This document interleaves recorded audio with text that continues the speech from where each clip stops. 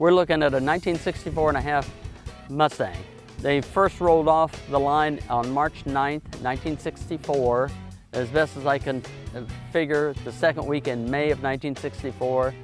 And then they stopped making this model in July 31st, and then they switched over to what was known as really the 1965 version.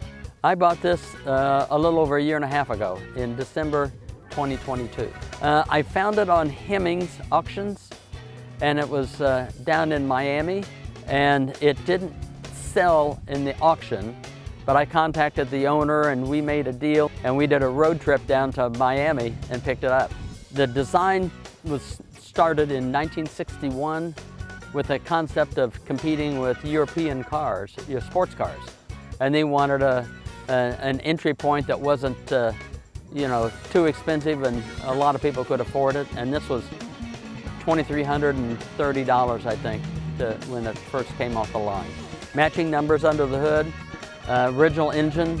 It's a 260 cubic inch, which was a standard engine for Ford Falcons, Mercury Comets, and also Ford Fairlanes in the late 50s, early 60s. This has 160 horsepower.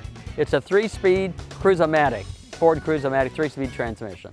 The interior is probably 95% original. It's got new carpet and a little rally pack and a console. Everything else, the seats, the interior, headliner, all original. This is a driver. It's not a show car. It's a driver. I look at the dash and I get ready to turn it on, and when you hear that thing fire up, it always brings a smile to my face.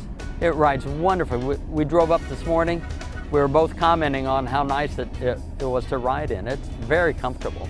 It's wonderful driving it down the road. It's fun to drive. It's a beautiful styled car, and it's just a great ride, really.